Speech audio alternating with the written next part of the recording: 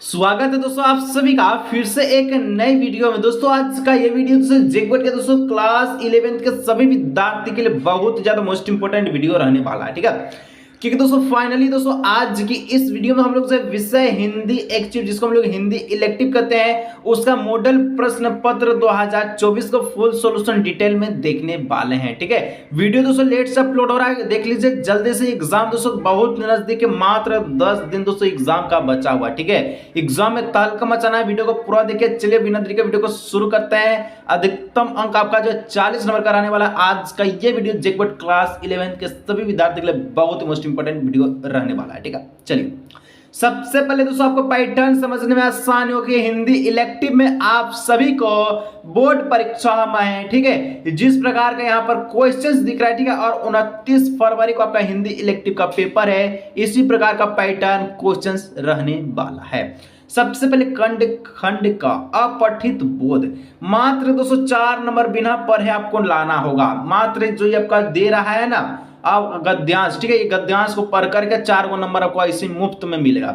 गद्यांश का भाग और पुरासत कार्य कारण की तरह एक दूसरे से जुड़े। पुरासत यदि नहीं होगा तो भाग भला कहां से आएगा। जब आदमी में पुरासत और संकल्पना शक्ति होती होगी तभी तो सफलता मिलेगी। जैसे बीज बोएगा, ठीक है, वैसा तो फल मिलेगा। इसलिए हमें चाहिए कि हम अधिकाधिक पुरस्कार करें। इस प्रकार से गद्यांश, ठीक है। क्वेश्चंस पूछा पहला, उपयुक्त गद्यांश का सबसे उपयुक्त शीर्षक क्या होगा। हमें दोस्तों यहाँ पर देखिए पुरुषार्थ के मतलब के बारे में समझा रहा है। ऑब्वियसली ऑप्शन नंबर 20 का जो है करेक्ट ऑप्शन होगा, बिना पढ़े 1 नंबर पक्का, ठीक है। चलिए दूसरा का प्रश्न में 1 नंबर और पक्का। किस वाक्य से यह अर्थ निकलता है कि कर्मानुसार ही फल मिलेगा। कर्म के अनुसार ही फल मिलेगा, जैसा बीज बोएंगे वैसा फल ही मिलेगा, ठीक है। अभी हम लोग देखें तो option number C is the correct option, question number 2। 3 नंबर, अनुच्छेद में क्या संदेश दिया गया है। ये अनुच्छेद में संदेश दिया गया है पुरुषार्थ करने का, और उसी के ऊपर ये गद्यांश है, तो ऑब्वियसली इसका ऑप्शन नंबर बी करेक्ट। चलिए 4, संकल्पना शक्ति में कौन सा समास है। टेंशन मत लीजिए, हिंदी ग्रामर इंग्लिश ग्रामर का वीडियो अपलोड होगा एग्जाम से पहले, ताकि इसको देख के जी एग्जाम में एकदम मस्त नंबर लगाइए।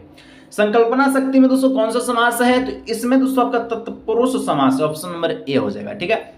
और बाद दोस्तों नेक्स्ट आपका जो है पद्यांश में 5 नंबर से 8 नंबर तक क्वेश्चन रहेगा, यानी कि मुफ्त में आपको 8 नंबर पक्का करना है, ठीक है। पद्यांश में थोड़ा समझना होता है कि जाति हाय रही जाति, कर्ण का हृदय क्षोभ में डोला, कुपति सूर्य की ओर देखकर वह वीर क्रोध में बोला, ठीक है। जाति जाति रटते जिनकी पूंजी केवल पखंड, मैं क्यों जानू जाति जाति है मेरा भुजदंड। इस प्रकार से एक पद्यांश से कहता। 5 नंबर, इन पंक्ति में कवि किस चीज की चर्चा कर रहा है, तो जाति भेदभाव का, ठीक है। तो यहाँ पर जाति के बारे में जितना हम लोग देखे खाली जाति जाति, ऑप्शन नंबर इसका ए जाति ही हो जाएगा। चलिए 6, कौन केवल जाति रटते हैं। जाति कौन रटता है दोस्तों, मैं क्यों जानू जाति जाति है मेरे भुज क्या है दंड। तो जो 6 का जो करेक्ट ऑप्शन है ऑप्शन नंबर सी हो जाएगा पाखंडी, क्योंकि जो पाखंडी लोग ही जाति जाति करता है, ये है वह है, हम नहीं छुएंगे वो नहीं छुएंगे, ठीक है। इस प्रकार से चलिए आगे 7, सबसे उपयुक्त शीर्षक चुने, तो इसका सबसे उपयुक्त शीर्षक जाति ही हो जाएगा, जाति के बारे में बोल रहा है, ठीक है। तो 7 का डी। आगे बढ़ते हैं 8, मैं क्यों जानू जाति, मैं कौन सा अलंकार है, इसमें से दोस्तों कौन अलंकार आपको है बताना है। मैं क्यों जानू जाति, तो इसमें जो अलंकार है प्रश्न अलंकार, मैं क्यों जानू जाति, क्वेश्चन मार्क दे रहा, तो यह ऑब्वियसली इसको समझने की बात है, प्रश्न अलंकार है, ठीक है। खंड ख में पूछता है रचनात्मक और लेखन तथा अभिव्यक्ति और माध्यम, 9 नंबर का था, ठीक है। 9 नंबर का था छापा खाना से संबंधित निम्न में से सही जोड़ा कौन सा है। छापा खाना से संबंधित सही जोड़ा को पहचाने, ठीक है। तो 9 का ऑप्शन नंबर ए हो जाएगा 1556 गोवा। 10, हिंदी में प्रकाशित होने वाला पहला समाचार पत्र कौन था। तो हिंदी में जो समाचार पत्र प्रकाशित हुआ सबसे पहले उसका नाम था उडांड मार्टंड, ठीक है। चलिए 11, समाचार पत्र में कितने प्रकार के कारकों को, ठीक है, प्रयोग किया जाता है। टेंशन मत लीजिए, ग्रामर का वीडियो आएगा, ठीक है। 11 का जो करेक्ट ऑप्शन नंबर डी हो जाएगा 6 होगा, ठीक है। चलिए 12, किस प्रकार के पत्र व्यवहार में अभिनिवेदन समापन, ठीक है, बहुविधीय का प्रयोग करता है। किस प्रकार का पत्र, लेटर जो व्यवहार में आपका चरित्र में, ठीक है, अभिनिवेदन और समापन का भव दिए का प्रयोग करता है। तो यहाँ पर जो 12 का जो ऑप्शन नंबर ए जो दिख रहा है औपचारिक, इसका हो जाएगा करेक्ट ऑप्शन, ठीक है, क्योंकि औपचारिक ही होगा सही इसका। चलिए आगे 213 नंबर प्रश्न का था, समाचार पत्र की नीति सोच और विचारधारा की अभिव्यक्ति होती है। समाचार पत्र की नीति सोच और विचारधारा की अभिव्यक्ति कैसा होता है? पत्र लेखन में, फीचर लेखन में, रिपोर्ट लेखन में, संपादकीय लेखन में। तो 13 का जो correct option option number D संपादकीय लेखन में, ठीक है। पत्र, समाचार पत्र जो है कि संपादिकाएं कहीं महत्वपूर्ण जो कारक है, तो यहाँ पर इसको जानने का जरूरत है, ठीक है। 14 किसी एक विषय पर सर्वांग, ठीक है, सर्वांगपूर्ण तथा समय लिखित विचार कहलाता है। क्या कहलाता है? किसी एक विषय पर अगर आप कुछ लिख रहे हैं उसको क्या कहेंगे? प्रतिवेदन कहेंगे कि रूपक कहेंगे कि आलेख कहेंगे कि रिपोर्ट कहेंगे? तो 14 का हम लोग कहेंगे, क्या कहेंगे? आलेख कहेंगे। एक चीज पे लिख रहे हैं तो उसको आलेख ही कहते हैं, सब चीज के बारे में रिपोर्ट कहलाता है, ठीक है। चलिए 15 संचार अनुभवों की साझेदारी है किस प्रकार, ठीक है, किस प्रसिद्ध संचार शास्त्री का कथन है? ये जो बोलता है कि संचार अनुभवों की साझेदारी है, यानी कि जो संचार करता है वो अनुभव करता है। तो ये जो ये प्रसिद्ध संचार का जो शास्त्रीय कौन कहा था, कथन किसका है? तो 15 का जो करेक्ट ऑप्शन है जो विल्बर स्ट्रीम का कथन है, ठीक है। 16 प्रिंट माध्यम के आविष्कार का श्रेय किसे जाता है? यानी कि प्रिंट करना, किसी भी कागजात को प्रिंट करता है, ठीक है, फोटोकॉपी करता है, जेरॉक्स करता है, तो ये दोस्तों किसका आविष्कार है? प्रिंटिंग मशीन, ठीक है।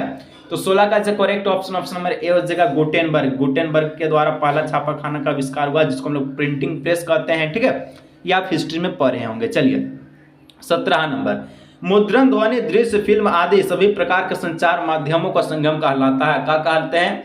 तो इसको हम कहते हैं इंटरनेट कहते हैं। मुद्रण है, ध्वनि है, दृश्य है, फिल्म है, सब चीज दिख रहा तो इंटरनेट। जैसे कि आप वीडियो देख रहे हैं इंटरनेट, उसके बाद कुछ शॉर्ट देखते हैं, रील देखते हैं, ठीक है, नाच गाना, फिल्म वोल्यूम, ठीक है, तो उसको हम लोग इंटरनेट ही कहते हैं। चलिए 18 संचार प्रक्रिया में डिकोडिंग का क्या अर्थ है? ठीक है, तो इसका मतलब क्या होता है? डिकोडिंग का मतलब देखिए बहुत ही प्यारा शब्द है डिकोडिंग। इसका जो मतलब होता है प्राप्त संदेश में निहित अर्थ में समझना। जो भी हमको संदेश दे रहा है, नोटिस दे रहा है, उसको समझे कि उस बात, उस शब्द में, ठीक है, उस नोटिस में क्या कुछ लिखा गया है, बस उसी के बारे में, ठीक है।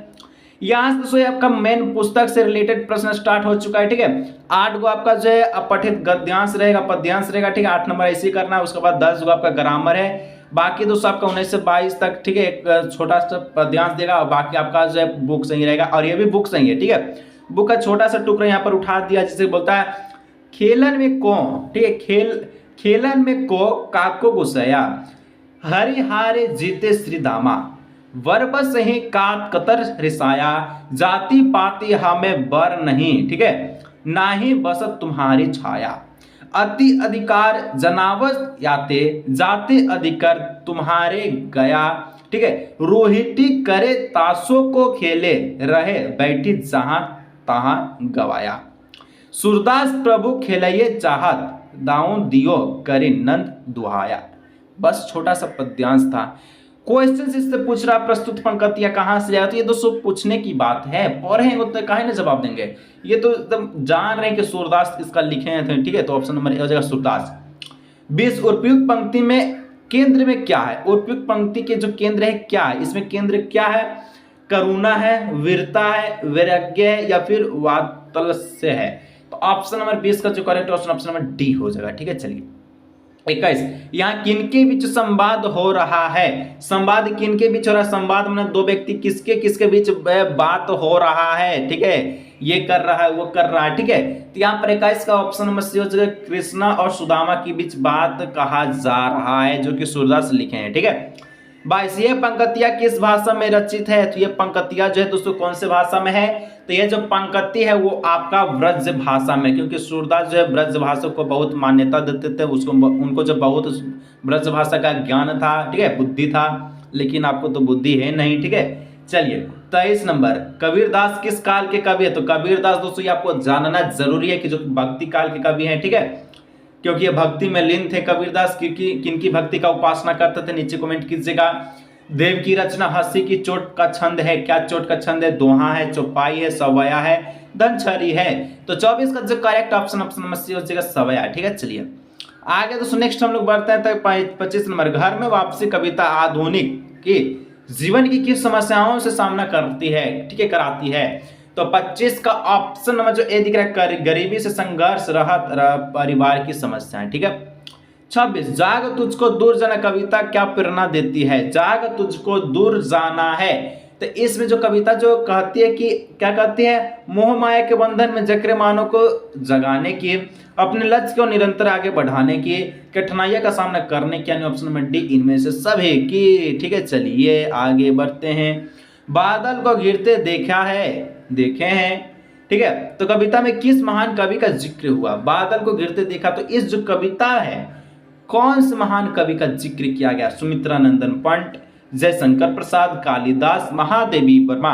27 का जो correct option, option number C Kalidas, ठीक है। चलिए एक दोस्तों गद्यांश दे दिया गया 28 से लेकर 31 तक का प्रश्न का जवाब देना, छोटा सा गद्यांश है। कितना सुंदर संचालन है, कितना सुंदर व्यवस्था, लाखों सिर एक साथ जीते में झुक जाते हैं, फिर सब एक साथ खड़े हो जाते हैं, एक साथ झुकते हैं और एक साथ घुटनों के बल बैठ जाते हैं। कई बार यही क्रिया होती है जैसे बिजली की लाखों बत्तियां एक साथ प्रदीप हो और एक साथ बुझ जाएं, और यही क्रिया जो चलती रहती है। जैसे बिजली आती है तो जिसका जिसका लाइट कटा हुआ रहता है एक बार में जगमगा जाता है, और बिजली जाती है तो सबका लाइट जगमगाया हुआ बंद हो जाता है। तो ये दोस्तों यहाँ पर दिया गया 28 नंबर। ये जो पंक्ति कहाँ से लिया गया है, प्रस्तुत पंक्तियां किस पाठ से ली गई है, तो ये दोस्तों टॉर्च, बेचने वाला, गूंगा, दोपहर का भोजन या फिर ईदगाह।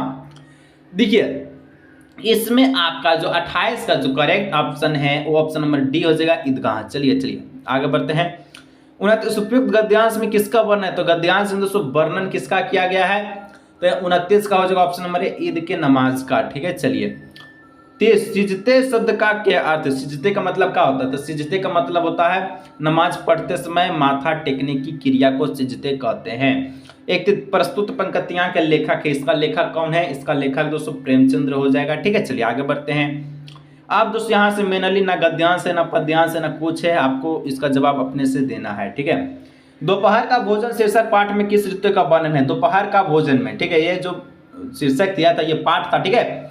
ये जो चैप्टर इसमें कौन सा ऋतु का वर्णन है, वर्षा का, ग्रीष्म का, वसंत का, शीत का, ठीक है। कौन चारों में से ऑप्शन नंबर क्या हो जाएगा, तो 32 का जो करेक्ट ऑप्शन नंबर बी ग्रीष्म ऋतु, गर्मी के महीने का। 23 टॉर्च बेचने वाले पाठ में लेखक ने किस प्रकार प्रभाव किया है, तो टॉर्च बेचने वाले पाठ में जो चैप्टर है इसमें लेखक कैसा कैसा प्रहार किया है, ठीक है, प्रहार किया है।